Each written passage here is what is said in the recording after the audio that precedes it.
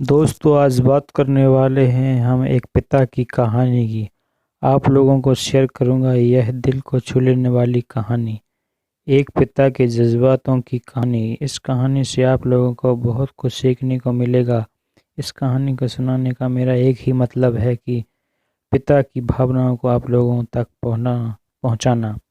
चलिए दोस्तों शुरू करते हैं। यह स्टोरी शुरू होती है जब मैं घर से गुस्से में बड़बड़ाते निकल आया था और बस यहीं स्टैंड पर तरफ आगे बढ़ने लगा और मैंने मन ही मन बड़बड़ा रहा था। पता नहीं कितने पैसे छुपा के रखे हैं, मेरे लिए एक बाइक नहीं ले सकते और मैं यहाँ से चला जाऊँगा और तब तक वापस नहीं आऊँगा जब तक मैं खुद के पैसों के से बाइक नहीं खरीद लेता। इतना सोच ही रहा था तभी मेरे पैसे मुझे कुछ चुभने लगा।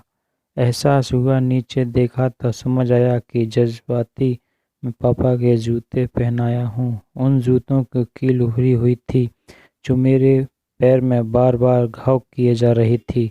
लेकिन उस समय गुस्से में अधिक था तो मैं बड़बड़ाते हुए आगे बढ़ गया। एकाएक मुझे याद आया कि मैं तो पापा का पर्स भी साथ ले आया हूँ। मेरे खुरापाती दिमाग में यह ख्याल आया, क्यों ना आज पापा का पर्स चेक किया जाए, जिसे आज तक उन्होंने किसी के हाथ तक नहीं लगाने दिया था। दोस्तों पता नहीं कौन सा खजाना छुपा के रखा है इस पर्स में जो किसी को हाथ नहीं लगाने देते थे। जब मैंने पापा का पर्स, पुराना पर्स खोल कर देखा तो उसमें पैसे नहीं, लेकिन पैसों की जगह एक डायरी रखी हुई थी। तो दोस्तों मैंने उस डायरी को पढ़ा और तब मैंने सोचा, ओह तो ये यहाँ तो खजाना छुपा है। मैं समझ रहा था कि यहाँ पापा ने लिखा होगा कि किस से कितने पैसे लेने हैं और किसको कितने पैसे दिए हैं। लेकिन मैं गलत था दोस्तों। जब मैं उसके छोटी सी डायरी का पहला पेज खोलकर देखा तो वहाँ पर जो लिखा था वह थोड़ा सीरियस कर देने वाला था। डायरी में जो लिखा था दोस्तों, उसे पढ़ने के बाद मेरे चेहरे के सारे एक्सप्रेशन गायब हो गए थे। फिर मैंने डायरी को, ऐसा कुछ नहीं था जैसा कि मैं सोच रहा था। वहाँ पर उन पैसों के हिसाब लिखा हुआ था जो अलग अलग कामों के लिए अलग अलग लोगों से उधार लिए गए थे। उस लिस्ट में कंप्यूटर के नाम पर भी पैसे लिए गए थे। यूँ कुछ लिखा था 50,000 बेटे के कंप्यूटर के लिए। यह कंप्यूटर था जिसे मैं आज तक यूज़ कर रहा था, लेकिन मुझे यह पता नहीं था। फिर मैंने मुझे आज भी याद है जब मैंने पहली बार कैमरे के लिए जिद की थी, जो मेरे पापा ने मुझे 2 हफ्ते बाद मेरे बर्थडे पर ला कर दिया था, जिसे देखकर मैं बहुत खुश हुआ था। और मुझे खुश देखकर मुझे कहीं ज़्यादा याद लग रहा था, खुश था जो वह थे पापा। अब मेरे चेहरे के गुस्सा एकदम गायब हो चुका था। जब मैंने आगे का पन्ना पलटा तो वहाँ पर कुछ विश और इच्छाएं लिखी हुई थीं।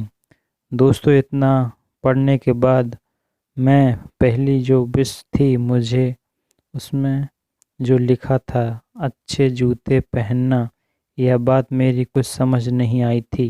तभी मेरे पाँव अचानक सड़क पर भरे हुए पानी पर जा पड़े और तभी मेरे पाँव अचानक गीलीपन होने का एहसास हुआ। जब मैंने जूता उतार कर देखा तो उसका तला टूटा हुआ था। यह देखकर मुझे डायरी में लिखी हुई बात याद आ रही थी। दोस्तों इस प्रकार तभी मुझे माँ पापा की कहानी, कई बातें भी याद आ रही थी कि कैसे माँ कहा करती थी पापा से, अब तो जूते पुराने हो गए हैं, नए ले लीजिए।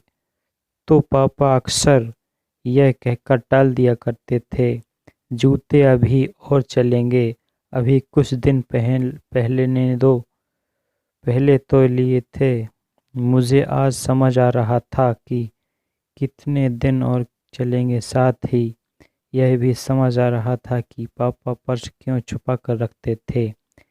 के लिए बस इतना फर्क और दिमाग सन रह गया।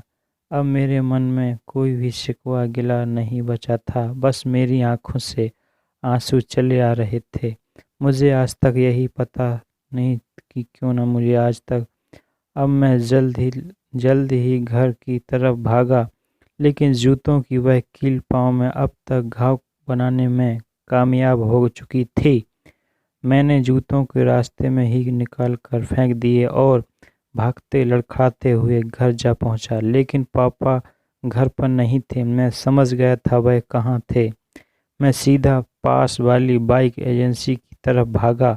पता नहीं आज कहाँ से इतनी ताकत आ गई थी कि मैं भागते हुए थक नहीं रहा था, और वह भी बिना जूतों के नंगे पैर भागता जा रहा था। जैसे तेरे मैं बाइक एजेंसी पर पहुंचा, पापा वहीं थे। मैंने पापा को दौड़कर गले लगा लिया और मेरी आंखों से आंसू रुकने का नाम नहीं ले रहे थे।